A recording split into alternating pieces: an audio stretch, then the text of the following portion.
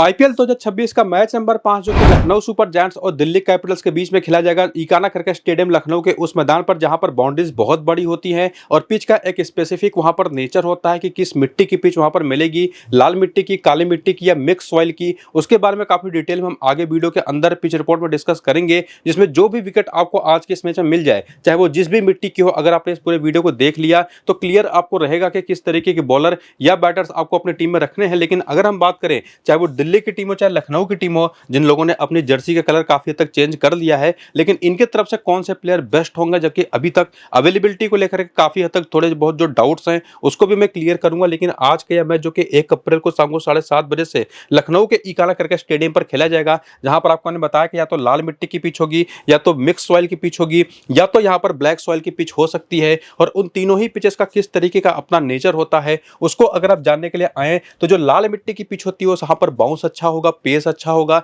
बल्ले पर गेंद काफी अच्छी तरीके से आएगी। हालांकि बॉलर्स के लिए भी पावर प्ले के अंदर मौके होंगे वहां पर विकेट निकालने के, लेकिन जो ओवरऑल वहां का नेचर होता है पिच का, वो पूरी तरह से बैटिंग फ्रेंडली होता है। पावर प्ले का एक एडवांटेज जरूर तेज गेंदबाजों को होता है, लेकिन वहीं पर अगर मिक्स सॉइल की पिच, जहां पर लाल मिट्टी और काली मिट्टी दोनों का अपना मिला हुआ कंटेंट होता है, जिसमें कभी कभी यह भी होता है कि लाल मिट्टी का कंटेंट ज्यादा होगा, कभी कभी काली मिट्टी का कंटेंट ज्यादा होगा, तो उस पर काफी हद तक डिपेंड करेगा। लेकिन ओवरऑल इस पिच का नेचर होता है वो कुछ हद तक बैलेंस पिच का होता है, जहां पर निश्चित तौर पर बैटर्स थोड़ा सा ज्यादा डोमिनेट जरूर करते हैं, लेकिन बॉलर्स के पास भी खास करके पहली इनिंग की बॉलिंग में डेथ ओवर्स में तेज गेंदबाज और सेकंड इनिंग की बॉलिंग में स्पिनर्स हल्का फुल्का गेम में आते हैं, अगर ड्यू यहां पर नहीं आती है। तो ड्यू का भी एक बड़ा फैक्टर होता है मिक्स सॉइल की पिच पर। लेकिन वहीं पर अगर काली मिट्टी की पिच हो गई तो बैटिंग करना मैच के आगे बढ़ने के साथ साथ यहां पर मुश्किल होता है। पहले इनिंग में स्कोर भले चाहे जितना बन जाए, लेकिन सेकंड बैटिंग करना यहां पर उतना आसान होता नहीं, चूंकि ये ओवरऑल नेचर ही इसका स्पिन फ्रेंडली होता है और इवन तेज गेंदबाजों की भी गेंदें यहां पर बल्ले पर थोड़ा फंस करके आती है।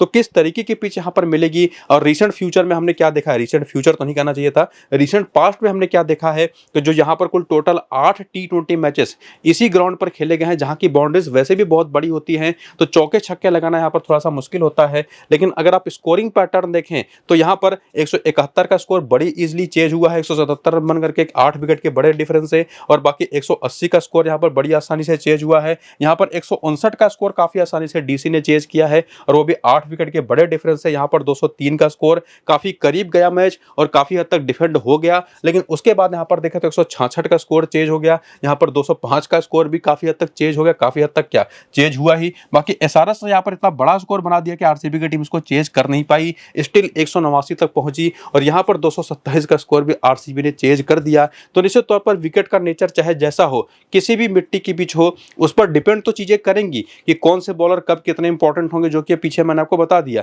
लेकिन ओवरऑल नेचर यहां पर काफी हद तक बैटिंग फ्रेंडली, ये हमने पिछले करीब 1-2 सालों में यहां पर देखा, जो कि उसके पहले अगर आपको याद हो तो काफी हद तक स्पिनर्स यहां पर डोमिनेट करते थे। लेकिन अब भले बाउंड्रीज चाहे जितनी भी बड़ी हो, पूरी तरह से बैटिंग फ्रेंडली नेचर यहां पर होता चला गया है, जिसमें सबसे बड़ा फैक्टर वो आता है ड्यू का, यानी कि ओस का। वो अगर सेकंड इनिंग में आएगी तो काफी हद तक जो भी टीम यहां पर टॉस जीतेगी वो पहले फील्डिंग करना ही पसंद करेगी, और गेम वहीं पर ओवर हो जाता है काफी हद तक।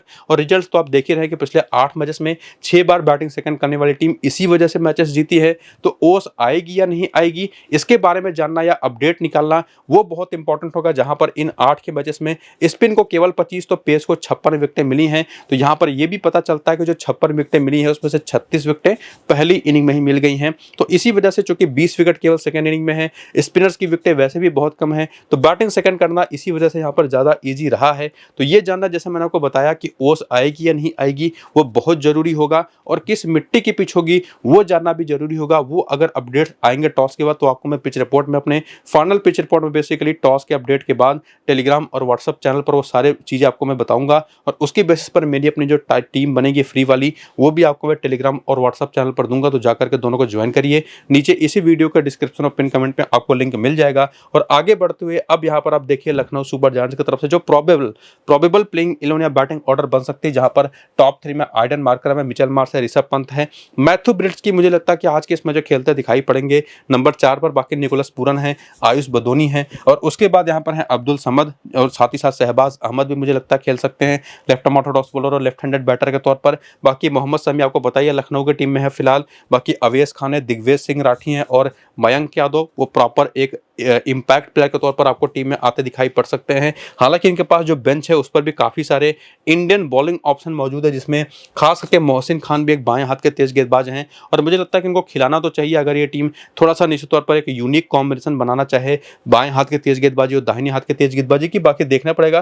बाकी एंड्रिक नोरकिया भी इस टीम के अंदर हैं। जोश इंग्लिश की अवेलेबिलिटी को लेकर के भी काफी डाउट्स है और उसी वजह से यहाँ पर मैथ्यू ब्रेड्सकी के ही खेलने की संभावनाएं हैं। पहले आपको पता होगा पंजाब की टीम में थे, इन्होंने क्लियर कर दिया था कि वो अवेलेबल नहीं हो पाएंगे इनकी शादी की वजह से। इस सीजन के अंदर केवल 4-5 मैचेस ही खेलेंगे और वो भी बाद के 4-5 मैचेस। तो पंजाब ने इनको रिटेन किया नहीं, बाद में जाकर के लखनऊ से डील कराए करीब 9 करोड़ के आसपास, 8 करोड़ 60 लाख के आसपास। हालांकि वहां पर भी इन्होंने फिर अभी रिसेंट टाइम में कुछ अपडेट्स दिए हैं कि वही मैरिज की वजह से शायद ज्यादा मजे से खेल जाएं, लेकिन शुरुआत में इनकी अवेलेबिलिटी को लेकर के अभी भी डाउट्स हैं, क्लैरिटी कुछ नहीं है। लेकिन उसके अलावा जो बाकी ऑप्शन है उनके नाम भी यहाँ पर आप देख सकते हैं जो कि पूरा आपके सामने लिखा हुआ है। बाकी वानिंदु हसरंगा वो भी अभी इंजर्ड चल रहे हैं, खेलेंगे कि नहीं खेलेंगे उनको भी लेकर के डाउट है। तो डाउट्स काफी सारे हैं, खास करके बाकी दो प्रॉपर जो फॉरेन प्लेयर्स उनको लेकर के। वो तो निश्चित तौर पर मैच के आगे बढ़ने के साथ साथ जब मैच करीब आएगा क्लियर होगा। अगर क्लियर होगा तो आपको मैं टेलीग्राम पर पहले ही बता दूंगा, वरना टॉस की बात तो पता चली जाएगा। बाकी करियर के आंकड़े अगर आप देखना चाहें T20 फॉर्मेट में लखनऊ के प्लेयर्स के जो टॉप के 17 प्लेयर्स हैं जिनसे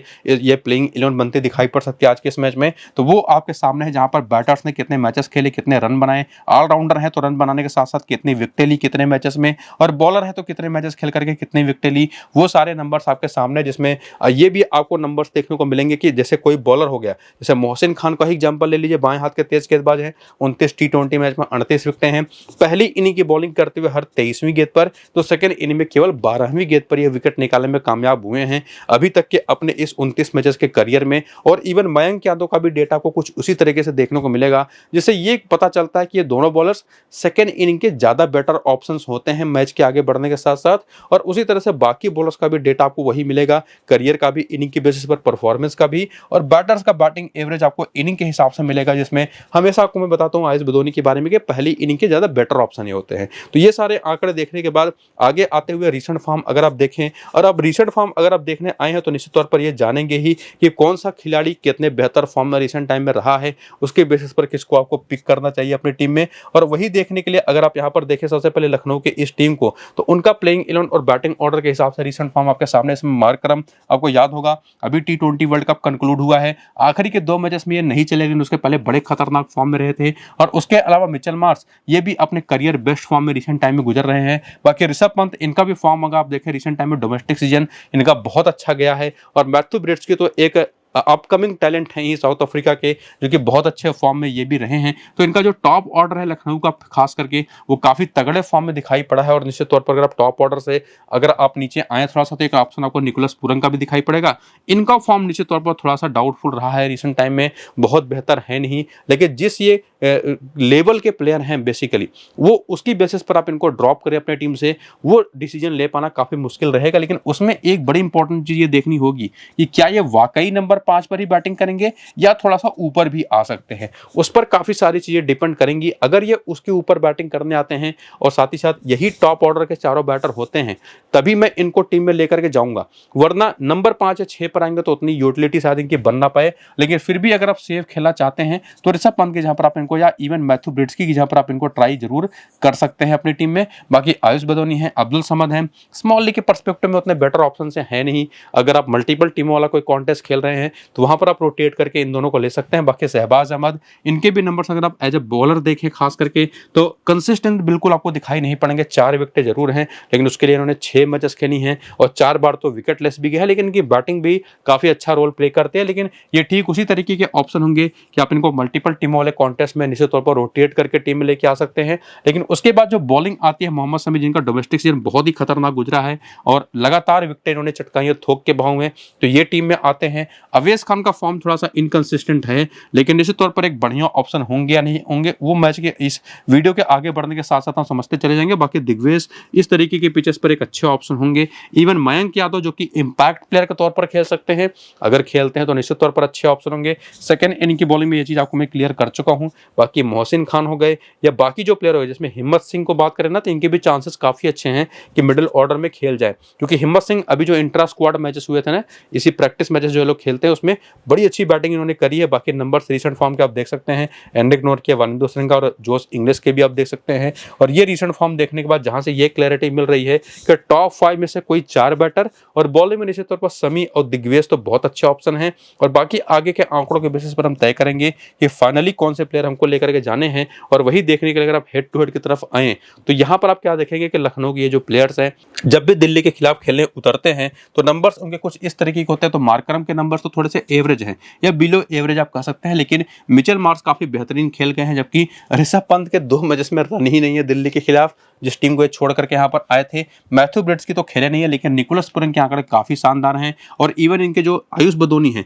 ये भी काफी शानदार इस टीम के खिलाफ खेलते हैं। और इनका एक निश्चित तौर पर एक नेचर रहा है, ये पहली इनिंग की बैटिंग में हमेशा से बेहतर करते हैं। और शहबाज का तो 5 मैच 121 रन है, और चूंकि आउट केवल एक बार हुए तो 121 का ही एवरेज भी है, विकेट 2 है। मोहम्मद शमी के आंकड़े बहुत ही शानदार है। बाकी अवेश खान के 5 मैच केवल 3 विकेट है, मोहसिन खान के 2 मैच में 4 विकेट है। तो अगर खेलते हैं तो ये भी एक बहुत ही अच्छे ऑप्शन इस टीम के खिलाफ हो जाएंगे। और इसको देखने के बाद आगे बढ़ते हुए अगर आप वेन्यू का डेटा देखें तो अपने होम ग्राउंड पर मोहसिन खान और मयंक यादव ने तो बढ़िया काम किया है एज ए बॉलर, लेकिन उसके अलावा अवेश खान की बात कर लें, शहबाज या शमी की बात कर लें, कुछ खास नहीं कर पाए हैं। लेकिन ओवरऑल आयुष बदौनी यहाँ पर भी चले हैं, खास के पहली इनिंग की बैटिंग में ही। तो आयुष बदौनी को कहाँ पर आप पिक कर सकते हैं, वो होगी पहली इनिंग की बैटिंग। ये बात तो क्लैरिटी मिली, लेकिन यहाँ पर टॉप ऑर्डर के जो इनके तीनों बैटर्स हैं काफी बेहतर 30 के ऊपर के बैटिंग एवरेज से रन बनाते रहे हैं। जबकि मैथ्यू ब्रिड्स की यहाँ पर एक मैच पर 14 रन बना चुके हैं। तो ओवरऑल ये बात तो क्लियर है कि निकोलस पूरन का बैटिंग ऑर्डर देखना वो बहुत जरूरी होगा आज के इस मैच में, जो कि टॉस के बाद हमको पता चल ही जाएगा। वरना जो टॉप के 4 बैटर्स हैं वो बेस्ट ऑप्शन रहेंगे। और बॉलिंग में मोहम्मद शमी और मयंक यादव अगर खेलेंगे तो वो, और प्लस दिग्विजय राठी, और जिसमें देखना पड़ेगा कि किस पिच पर मैच हो रहा है। क्योंकि बाउंड्रीज बड़ी हैं तो लेग स्पिनर्स यहाँ पर हमेशा इंपॉर्टेंट होते हैं। बाकी प्लेयर बैटल देखने अगर आप आए, वीकनेसेस को समझें जो ये लखनऊ के बैटर्स हैं उनके, तो मार्करम हो गए, मिचेल मार्श हो गए, ऋषभ पंत हो गए। इनके नंबर्स अगर आप देखने जाए तो अक्षर पटेल ने आइडन मार्करम को एक बार 24 रन देकर के, कुलदीप यादव ने एक बार 32 रन देकर के आउट कर रखा है। लेफ्ट आर्म ऑर्थोडॉक्स बॉलिंग पर यह फंसते हैं जनरली, और नंबर्स आपके सामने हैं किस तरह से। बाकी मिचेल मार्श की बात करें तो कुलदीप पर, नटराजन पर ये सस्ते में आउट हो चुके हैं। और बाएं हाथ की तेज गेंदबाजी वो इनको प्रॉपर्ली परेशान करती है, जो कि आंकड़े आपके सामने है। बाकी इसके बाद ऋषभ पंत, दुष्मंता चमीरा और लुंगी अंगीडी पर एक बार सस्ते में आउट हो चुके हैं। इसके बाद आयुष बदौनी और निकोलस पुरन, जिनके साथ इमेजेस थोड़े से गलत लग गए हैं गलती से, लेकिन भावनाएं आप समझ लीजिए कि निकोलस पुरन और बात हो रही है यहाँ पर आयुष बदौनी की, जो कि कुलदीप पर फंसते हैं। चमीरा और कायल जेमिसन आउट कर चुके हैं निकोलस पुरन को सस्ते में। तो ये समझ लेने के बाद कि लखनऊ की टीम की तरफ से प्रॉपर कौन कौन से बेटर ऑप्शंस होंगे कंडीशनली बेसिकली, जो कि टॉस के बाद ही समझ में आ पाएगा फाइनल, वो तो आपको मैं वहां पर बता दूंगा। लेकिन अभी के जो ऑप्शंस थे वो आपको मैंने क्लियर कर दिए कि कौन कितने अच्छे फॉर्म में है, एक दूसरे के खिलाफ या इस मैदान पर कैसा खेलता है, और उसकी बेसिस पर कौन कितना बेटर ऑप्शन होगा। लेकिन उसके बाद जब दिल्ली की टीम की तरफ आते हैं, जहां पर केएल राहुल है, करुण नायर पॉसिबली खेलेंगे मेरे हिसाब से, ओपन करेंगे, वरना अभिषेक पोरेल भी है विकेट कीपर बैटर, या और भी ऑप्शन है जिनके बारे में आगे हम डिस्कस कर लेंगे। बाकी Nitish Rana, David Miller, Tristan Stubbs और आशुतोष शर्मा, ट्रिस्टन स्टब्स तो इस टीम के निश्चित तौर पर केएल राहुल की तरह ही पार्ट हैं, जिनको निश्चित तौर पर हटाया नहीं जा सकता। इवन मिलर भी, और बाकी विप्राज निगम है, अक्षर पटेल तो कप्तान ही है, बाकी लुंगी अंगीडी है, कुलदीप यादव है, दुष्मंता चमीरा और मोस्ट प्रोबेबली बाएं हाथ के तेज गेंदबाज के तौर पर, इंपैक्ट प्लेयर के तौर पर नटराजन आपको खेलते दिखाई पड़ सकते हैं। और उसके बाद जो इनका बेंच है जहां पर प्रथुम निशंका, और इनको भी मौका मिल सकता है एज ए ओपनर, लेकिन किस फॉरेन प्लेयर की जहां पर मौका मिलेगा ये इंटरेस्टिंग होगा जानना। बाकी इनके पास अभिषेक पोरेल तो है ही, कायल जेमिसन है, मुकेश कुमार है, अजय मंडल है, माधव तिवारी हैं, और उसके अलावा जो और इंपॉर्टेंट ऑप्शन जैसे पृथ्वी शॉ, अभी इनको वार्म अप मैचेस में भी खेलते देखा गया, लेकिन कोई स्कोरिंग पता नहीं चल पाई। लेकिन एक बात तो ये भी क्लैरिटी है कि करुण नायर की जहां पर भी इनको मौका मिल सकता है खेलने का। आकिब नबी एक बहुत अच्छे ऑप्शन हो सकते हैं, जो कि जम्मू कश्मीर के तेज गेंदबाज हैं, बैटिंग भी अच्छी खासी कर लेते हैं, बहुत अच्छे फॉर्म में है। स्टार का भी फिलहाल शुरुआत में अवेलेबल रहेंगे नहीं, और बाकी जो 3 और ऑप्शन बेंच के अंदर है वो भी आप यहाँ पर देख सकते हैं। और जो टॉप के 17 ऑप्शन इनके पास हैं, उसमें जिसमें मैंने मिचेल स्टार को शामिल नहीं किया है, जो फिलहाल प्लेइंग 11 जहां से बनते दिखाई पड़ रही है, तो हर एक प्लेयर के आप निश्चित तौर पर यहाँ पर करियर के आंकड़े देख सकते हैं। जैसे आपने पीछे लखनऊ के प्लेयर्स का देखा था इनिंग की बेसिस पर भी और ओवरऑल भी, उसको वीडियो को रोक करके यहाँ पर आप जरूर देख लीजिएगा। और आगे बढ़ते हुए अगर आप रिसेंट फॉर्म यहाँ पर देखें तो यहाँ पर पता चलेगा आपको कि जो केएल राहुल हैं काफी बढ़िया फॉर्म में है, लेकिन वहीं पर अगर हम बात करें करुण नायर की तो हाईली इनकंसिस्टेंट प्लेयर रहे हैं। हालांकि पिछला सीजन आईपीएल का इनका बहुत अच्छा गया था, इवन आखिरी मैच भी उन्होंने बहुत अच्छा अच्छा खेला था। तो देखना पड़ेगा ये खेलेंगे या नहीं। बाकी नीतीश राणा का फॉर्म देखें तो ये भी काफ़ी अच्छा लगा हुआ है, ज़बरदस्त तरीके के फॉर्म में रहे हैं, खास करके शॉर्टर फॉर्मेट में। और डेविड मिलर का आपको याद ही होगा, वर्ल्ड कप काफ़ी अच्छा जा रहा था, लेकिन वही आखिरी के 2 मैचेस में ये भी नहीं चल पाए प्रेशर मैचेस में, जैसे कि मार्करम भी फेल हुई तो टीम बाहर भी चली गई वर्ल्ड कप से। और बाकी इसके बाद आते हैं Tristan Stubbs, lower order batter के तौर पर अगर आप किसी को ट्राई करना चाहते हैं तो वो यही एक बेहतरीन ऑप्शन है, जहां पर आशुतोष शर्मा भी आ जाते हैं, उसमें विपराज निगम भी हैं। और अगर ये खेलते हैं तो अपनी लेग स्पिन बॉलिंग के ही दम पर आपकी टीम में ये आ जाते हैं। बाकी बैटिंग वो तो इनका निश्चित तौर पर एक बोनस पॉइंट है, जिसमें सेम काम आपको अक्षर पटेल भी करते दिखाई पड़ेंगे। और इनके बारे में ज्यादा डिस्कस करने की जरूरत वैसे भी नहीं है, सभी जानते हैं इनके बारे में। और बाकी इसके बाद आते हैं लुंगिया एंगेडी, T20 वर्ल्ड कप में कमाल की बॉलिंग इन्होंने करी थी स्लोअर वंस, और इसी वजह से इनको भी मैं इग्नोर कर नहीं पाऊंगा। और उसके बाद कुलदीप यादव है, दुष्मंता चमेरा है, नटराजन है, इनमें से कौन खेलेगा ये तो हमको प्लेइंग 11 के बाद पता चलेगा। फिलहाल कुलदीप को लेकर के आप काफी हद तक श्योर हो सकते हैं, जो कि लखनऊ में अपने एक तरह से होम ग्राउंड में खेलेंगे, वहां पर एक बड़े अच्छा ऑप्शन हो सकते हैं। तो ये 6 प्रॉपर ऑप्शन जो कि मेरे हिसाब से बेहतरीन रहेंगे, इनको आप टीम में ट्राई कर सकते हैं। जिसमें बाकी जो बेंच के ऑप्शन हैं, जैसे पृथ्वी शॉ के नंबर आप देख करके रखिए, बथुन संका, दोनों बड़े ही हाईली इनकंसिस्टेंट प्लेयर है, ये खेलेंगे भी तो मैं तो अपनी टीम में नहीं रखने वाला। बाकी अभिषेक पौरेल अगर खेलेंगे तो निश्चित तौर पर ट्राई किए जा सकते हैं। आकिब नबी एक बहुत ही जबरदस्त फॉर्म में है, जो कि अभी निश्चित तौर पर रणजी ट्रॉफी में भी बहुत ही शानदार काम करके तो कभी भी इंडियन टीम में भी आ सकते हैं। और बाकी काइल जेमिसन के भी नंबर्स आप यहाँ पर देख सकते हैं। तो टॉप के कौन बेहतरीन ऑप्शन हैं वो तो आपने देखा, हर एक प्लेयर का फॉर्म समझा। बाकी हेड टू हेड के आंकड़े अगर आप देखने आए तो केएल राहुल ने एक मैच खेला लखनऊ के खिलाफ, 57 रन बनाए हैं। बाकी करुण नायर, नीतीश राणा कुछ खास कर नहीं पाए। इवन डेविड मिलर के आंकड़े भी काफी एवरेज हैं। बाकी ट्रिस्टन स्टब्स बेहतर कर पाए हैं, 3 मैच 106 रन है और एवरेज भी 106 का है, जो कि 2 बार तो नॉट आउट ही लौटे हैं। और बाकी आशुतोष शर्मा के एक मैच में 66 रन है, विपराज निगम के 2 मैच में 39 रन है, 1 विकेट है। अक्षर पटेल के भी 7 मैच केवल 2 विकेट है, 128 रन है। स्टिल इनको हमको टीम में लेकर के जाना है। बाकी कुलदीप के 7 मैच में 9 विकेट हैं। बाकी बॉलर्स कुछ खास कर नहीं पाए। बाकी अभिषेक पौरेल के आंकड़े वो काफी बेहतर है। तो अगर खेलते हैं टॉप ऑर्डर पर करुण नायर या किसी भी जगह पर, खास करके टॉप 3 में, तो एक अच्छे ऑप्शन होंगे। वरना नीचे आते हैं बैटिंग करने तो उतने बेहतर ऑप्शन होंगे नहीं। और उसके बाद वेन्यू के नंबर देखो तो यहाँ पर तो कमाल ही खेले केएल राहुल हमेशा से। और बाकी यहाँ पर बाकी बैटर्स कुछ खास नहीं कर पाए हैं। बॉलिंग में भी अक्षर पटेल यहाँ पर कुछ खास नहीं कर पाए, लेकिन कुलदीप 5 मैच में 7 विकेट लेकर के कॉमन ऑप्शन के तौर पर हमारी टीम में आ ही जाते हैं। तो काफी हद तक ये कंक्लूड आप कर सकते हैं कि एंगिडी और कुलदीप को लेकर के तो आपको कोई डाउट नहीं रखना है, केएल राहुल को लेकर के आपको कोई भी डाउट नहीं रखना है 100%।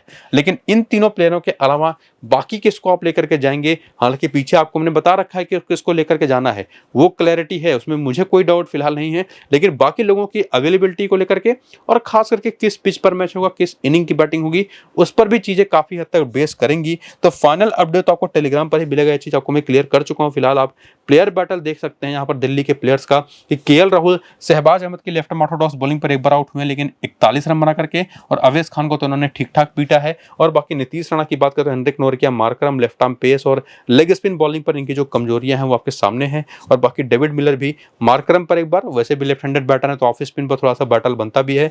बाएं हाथ की तेज गेंदबाजी पर भी, तो बाएं हाथ की तेज गेंदबाजी एक प्रॉपर ऑप्शन हो सकती है हथियार के तौर पर इस टीम के खिलाफ। अगर मोहसिन खान खेलते हैं तो बहुत ही अच्छे ऑप्शन होंगे। बाकी ट्रिस्टन स्टब्स के खिलाफ भी जो बॉलिंग यूज आती है बेहतर तरीके से, वो आप यहां पर देख सकते हैं। तो काफी हद तक एक क्लैरिटी तो है कि दोनों ही टीमें काफी बैलेंस दिखाई पड़ रही है। किसी एक टीम को लेकर के आप ये कहा पाना फिलहाल मुश्किल है कि कौन सी टीम फेवरेट होगी, लेकिन निश्चित तौर पर लखनऊ के पास अपने होम ग्राउंड का एडवांटेज होगा, वहीं पर वो लोग प्रैक्टिस कर रहे हैं। उनको ये पता होगा कि किस पिच पर मैच होगा और किस पिच पर मैच होगा तो कैसी टीम उनको लेकर के जानी है। तो इस हिसाब से तो लखनऊ को आप निश्चित तौर पर एक एज दे सकते हैं। लेकिन फिर भी टॉस पर काफी सारी चीजें निर्भर करेंगी, कौन सी पिच है, किस मिट्टी वाली, उस पर भी निर्भर करेगी। वो इन्फॉर्मेशन आपको मैं अपने टेलीग्राम और व्हाट्सएप चैनल पर टॉस के बाद दूंगा ही। उसकी बेसिस पर मेरी अपनी जो फाइनल टीम बनेगी वो भी आपको टेलीग्राम और व्हाट्सएप चैनल पर दूंगा। तो दोनों को जाकर के ज्वाइन करिए, नीचे डिस्क्रिप्शन और पिन कमेंट पर लिंक है। और वीडियो अगर आपने पूरा देख लिया तो वो सारी क्लैरिटी आपको मिल जाएगी, जिसकी बेसिस पर अपनी टीम आप बहुत ही इजीली खुद से बना सकते हैं।